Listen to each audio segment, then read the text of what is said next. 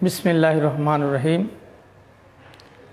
एकादश श्रेणीर छात्रीबिंदु, आशा राखी तोमरा भालो आछो। आज आमी तोमादेर अनलाइन क्लासे स्वागतम जानाच्छि। इतिमध्येई तोमरा देखते पेयेछो अनलाइन क्लासे तोमादेर एकटी रुटिने किछुटा परिवर्तन एसेछे। जारा देखोनी देखे निबा। हाँ, तो এই পরিবর্তনগুলো দেখে এখন থেকে সেইভাবে চলবে। আর ইতিমধ্যেই তোমরা শুনে ফেলেছো তোমাদের 20 তারিখের দিকে প্রথম পিরিয়ডিক্যাল একটা পরীক্ষা। আমাদের এখানে যে পরীক্ষাগুলো হয় তার প্রথম হলো তোমাদের প্রথম পিরিয়ডিক্যাল পরীক্ষা, সৃজনশীলের উপরে অনুষ্ঠিত হবে। কাজেই তোমাদের একটু প্রিপারেশন নিতে হবে। এই ব্যাপারে তোমাদের পরেও দিক নির্দেশনা দেওয়া হবে। তো ঠিক আছে, আজকে কথা না বাড়িয়ে এমনি দেখতে দেখতে তোমাদের যে সময় শুরু হওয়ার কথা সেই সময় পেরিয়ে গিয়েছে। না, আমার আগে যার ক্লাস ছিলেন সেই স্যার হয়তো যান্ত্রিক ত্রুটির কারণে দেরিতে আরম্ভ করেছেন এবং শেষ করতে তার সময় লেগেছে। আমার হাতেও তোমাদের ক্লাসটা নিয়ে সময় খুব বেশি নেই, কাজে আমরা কথা না বাড়াই। আজকে আমরা আলোচনা করব চতুর্থ অধ্যায় অংশীদারি ব্যবসায়ের নিবন্ধন। তো আমি একটু বোর্ডে লিখে নেই, তারপরে আলোচনা করি। এটা গুরুত্বপূর্ণ। অংশীদারি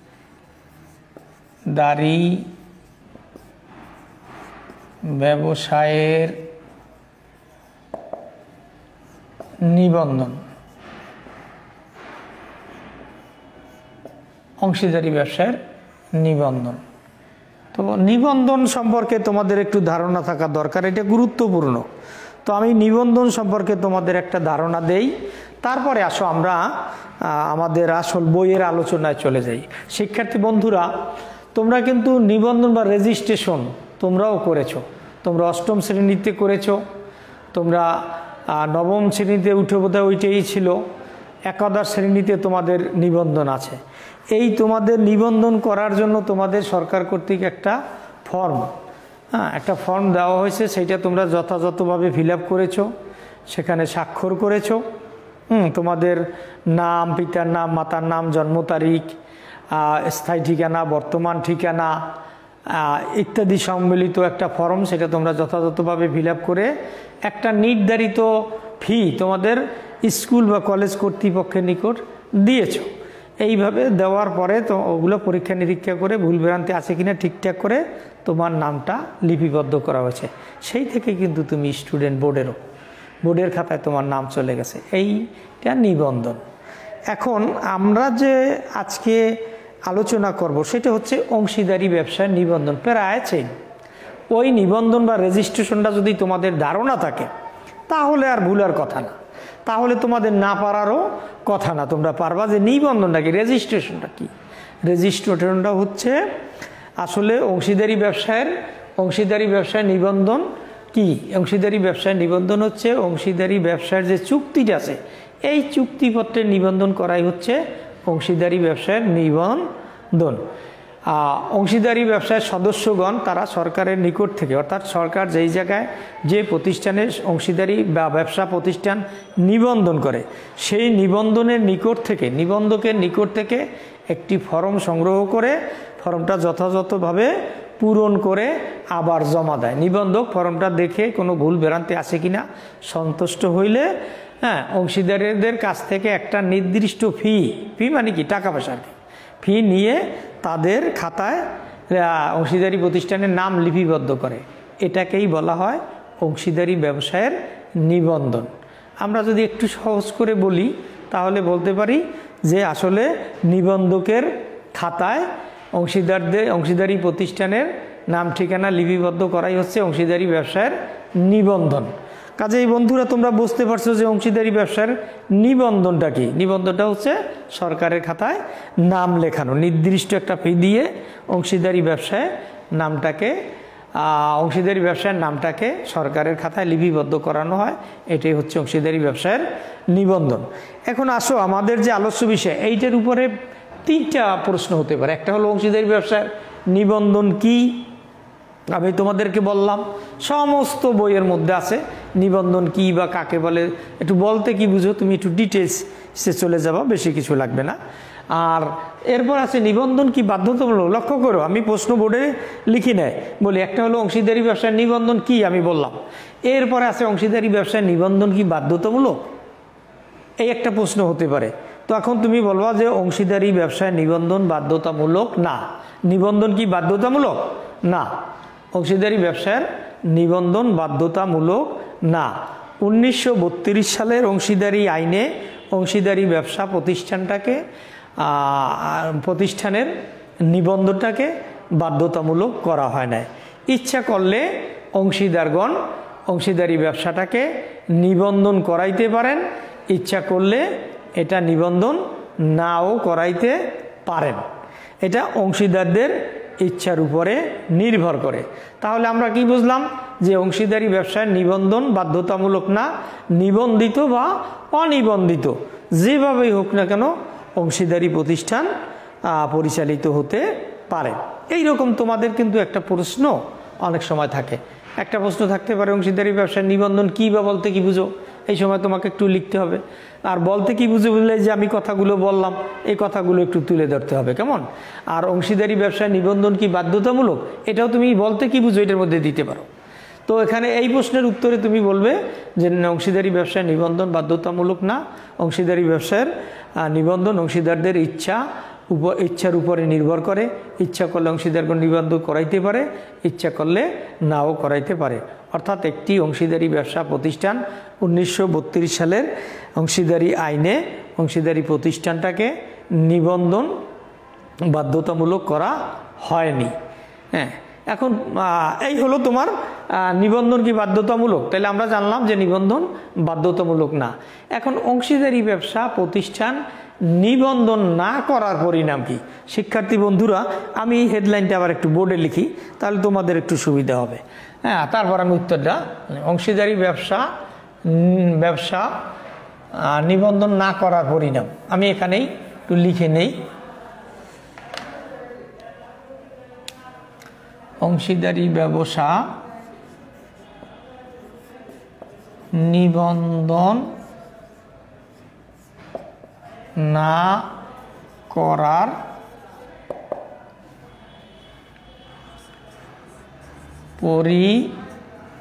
পরিণাম বা ফলাফল কি। এই আর একটা প্রশ্ন, এটুকু বলে আমাদের অংশীদারি ব্যবসার নিবন্ধন এইটা ছিল। এটা আমি তোমাদেরকে পড়ে বলে আমি শুনিয়ে দেব। আর সমস্ত বইয়ের মধ্যে এটা আইনগত ব্যাপার একই রকমের, কেমন। তো এখানে আমরা একটা জিনিস দেখতে পাচ্ছি, অংশীদারি ব্যবসায় নিবন্ধন না করার পরিণাম বা ফলাফলটা কি। এই তিনটা ধরনের প্রশ্ন এই এটুকুর ভিতরে আমাদের যদি আমরা একটু ভালো করে শিখি, তিনটি প্রশ্নেরই উত্তর আমরা দিতে পারবো, কেমন। তো আমরা প্রথম শিখলাম অংশীদারি ব্যবসায় নিবন্ধন কি, তারপরে শিখলাম অংশীদারি ব্যবসায় নিবন্ধন কি বাধ্যতামূলক, সেখানে জানলাম নিবন্ধন বাধ্যতামূলক না। এখন অংশীদারি ব্যবসা নিবন্ধন না করার পরিণাম বা ফলাফলটা কি। অর্থাৎ এতে আমরা বুঝতে পারছি একটি অংশীদারি ব্যবসা প্রতিষ্ঠান যদি নিবন্ধন করানো হয় তাহলে পরে উক্ত ব্যবসা প্রতিষ্ঠানটি বেশ কিছু সুযোগ সুবিধা পরিলক্ষিত হয় বা বেশ কিছু সুযোগ সুবিধা তারা পেয়ে থাকে। আর যদি নিবন্ধন না করান তাহলে পরে এই সুযোগ সুবিধাগুলো থেকে তারা বঞ্চিত হয়, কেমন। তো শিক্ষার্থী বন্ধুরা আমি তোমাদেরকে শুনিয়ে দিই, দেখো যদি একটি অংশীদারি প্রতিষ্ঠান নিবন্ধন না করান তাহলে কি কি সমস্যা হতে পারে। আমি একটু তোমাদের শুনিয়ে দেখছি যে আগেই আমি বলেছি অংশীদারি ব্যবসা প্রতিষ্ঠান নিবন্ধন বাধ্যতামূলক না। 1932 সালের অংশীদারি আইনে এটাকে বাধ্যতামূলক করা হয়নি। একটি নিবন্ধিত অংশীদারি ব্যবসা প্রতিষ্ঠান একটি অনিবন্ধিত ব্যবসা প্রতিষ্ঠান অপেক্ষা বেশ কিছু সুযোগ সুবিধা ভোগ করতে পারে। আর যদি না হবার যে কিছু পরিণাম বা ফলাফল আছে সেগুলো কি আমি তোমাদেরকে বলি, একটু খেয়াল করো তাহলেই পারবে। 1 নম্বর যে সমস্যাটা হয় সেটা হলো অংশীদারি সংগঠন নিবন্ধন করা না হলে এটি তৃতীয় পক্ষের বিরুদ্ধে 100 টাকার বেশি আদায় করার জন্য মামলা দায়ের করতে পারবে না। তো তুমি একটু চিন্তা করো, প্রথমটা একেবারেই সহজ আছে পয়েন্টটা কি, যে যদি কোনো অংশীদারি প্রতিষ্ঠান সরকারের সাথে অংশীদারি ব্যবসাটা নিবন্ধন না করান, তাহলে পরে যাদের সাথে অংশীদারি ব্যবসা প্রতিষ্ঠানটা লেনদেন করে এদেরকেই তো বলা হয় তৃতীয় পক্ষ। এই তৃতীয় পক্ষের বিরুদ্ধে 100 টাকা আর বেশি আদায়ের জন্য মামলা দায়ের করতে পারবে না। সাপোজ ধরো তুমি পাইলে 50,000, 1 লাখ, 2 লাখ, 5 লাখ, 10,000, 20,000, এখন তুমি মামলা করতে পারবে না, অর্থাৎ এই টাকাটা আদায়ের জন্য 100 টাকার বেশি মামলা আদায় করতে পারবে না। কেন করতে পারবে না? সমস্যাটা হচ্ছে তোমার প্রতিষ্ঠানটা নিবন্ধিত না, এই যে একটা সমস্যা। কাজেই তুমি যদি একটু মনে রাখো যে অংশীদারি ব্যবসা প্রতিষ্ঠানটি তৃতীয় পক্ষের বিরুদ্ধে 100 টাকার বেশি পাওনা আদায়ের জন্য মামলা দায়ের করতে পারবে না। কাজে এটা একটা বড় ধরনের সমস্যা। এই গেল তোমার 1 নম্বর সমস্যা। কেমন? 2 নম্বরে অনিবন্ধিত অংশীদারি সংগঠন বা এর কোনো অংশীদার কোনো চুক্তিজনিত অধিকার আদায়ের লক্ষ্যে তৃতীয় পক্ষের বিরুদ্ধে মামলা দায়ের করতে পারবে না। অর্থাৎ একটা অধিকার আদায়ের জন্য তৃতীয় পক্ষের বিরুদ্ধেও মামলা করা যাবে না। ওখানে হলে 100 টাকার বেশি আদায় করা যাবে না। আর একটা হচ্ছে সংগঠন এর কোনো অংশীদার কোনো চুক্তিজনিত অধিকার, চুক্তিজনিত একটা অধিকার আছে, এই অধিকারটা আদায়ের জন্য তোমার আদালতে মামলা দায়ের করতে পারবে না। 3 নম্বর একটা সমস্যা আছে, সেটা হলো অংশীদারি ব্যবসা নিবন্ধিত না হলে অংশীদারগণ একে অন্যের বিরুদ্ধে চুক্তির শর্ত মেনে চলার জন্য আদালতে মামলা দায়ের করতে পারবে না। চুক্তিপত্রে উল্লেখ থাকে শর্ত পালন। এখন দেখা গেল কোন অংশীদার শর্ত পালন করছে না, এখন কি করবা? তাকে বললা, সে শুনেই না। তো এই যে শর্ত যদি পালন না করে সেই অংশীদারি ব্যবসা প্রতিষ্ঠান তো টিকিয়ে থাকবে না, সেই অংশীদারি ব্যবসা প্রতিষ্ঠানটা সফলতা অর্জন করতে পারবে না, ফলে এটা বিলোপ সাধন ঘটবে, বন্ধ হয়ে যাবে, তাই না? এখন এই যে চুক্তি ভঙ্গ করছে, একের পর এক চুক্তি ভঙ্গ করে ফেলেছে, এই চুক্তি ভঙ্গের কারণে তাকে কি করা যাবে না, তার কাছ থেকে তার বিরুদ্ধে চুক্তি পালনের জন্য আদালতে মামলা দায়ের করা যাবে না। এই হলো আমাদের 3 নম্বর একটা সমস্যা। এই সমস্যাগুলো তোমাদের একটু টুকটাক মনে রাখতে হবে।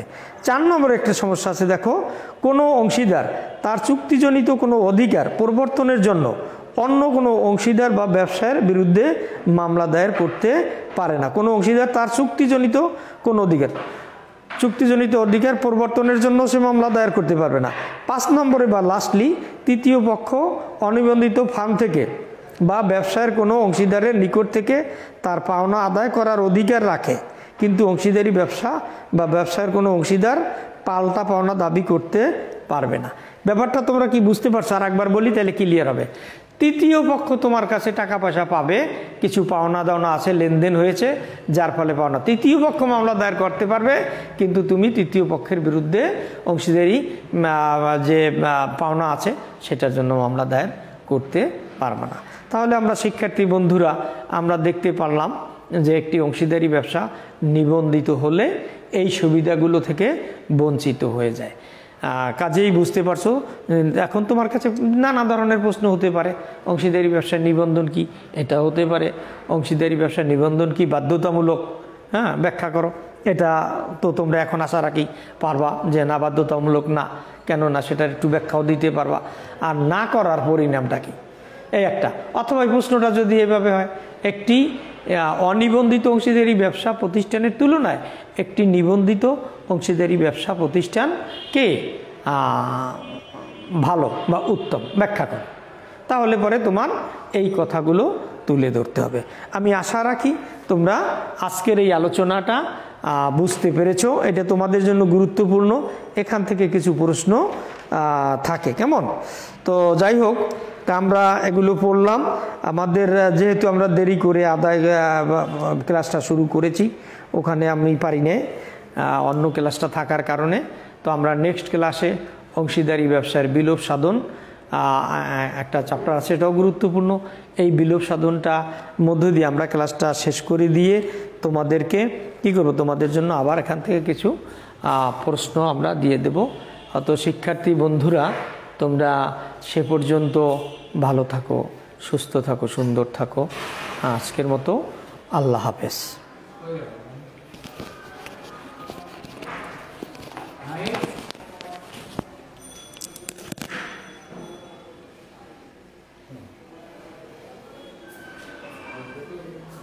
রাইট? আমি পারি না। এই চিন্তা করো, এখানে কোনো কেউ দেখার কেউ আছে না? এই যে ক্লাস আছে, ক্লাস চলতে থাকবে নাকি কে বন্ধ করবে? তাই নাই না, নাই কোথায় দেখে দিকে ক্লাস শুরু করবে শেষ করবে ইচ্ছা মতো যেন প্রায় প্রায় ঘটায়। এভাবে হলে কেমন চলে? আর একটা ক্লাস নেবো, ওটা মুছে আবার লেখেন। ভিডিও করছে নাকি? তো এই ছেলেটা এমন চাকরি করার যোগ্য না চলছে, খাম খেয়ালি। হ্যাঁ চাকরি করতে পারবে না। আর আমরা তো মনে করো রিপোর্ট করি না।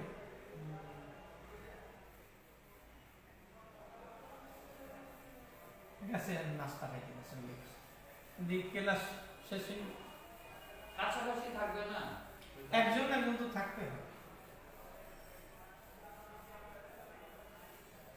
আমার আগে টিচার এসে পাবে,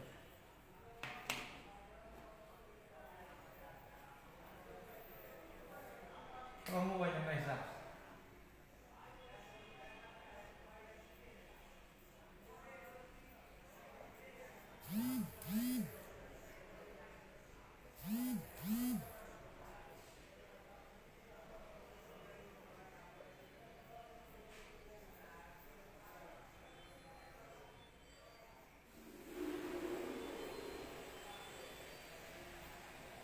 কেমন লাগে?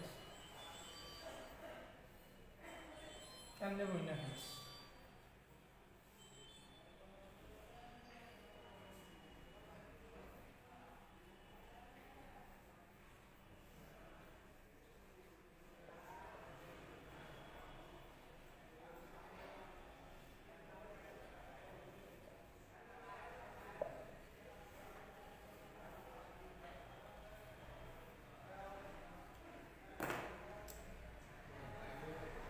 আর কেমনে নেব বলো?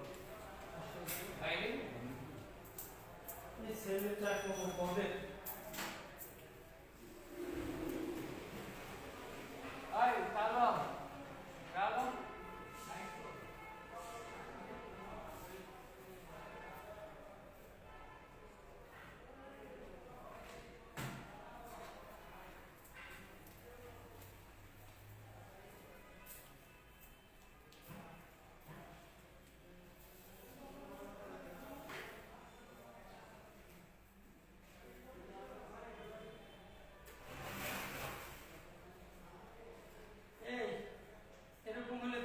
চলে রে, আসতেছে বলে তো হবে না। ক্লাস শেষ কি অবস্থাটা কি?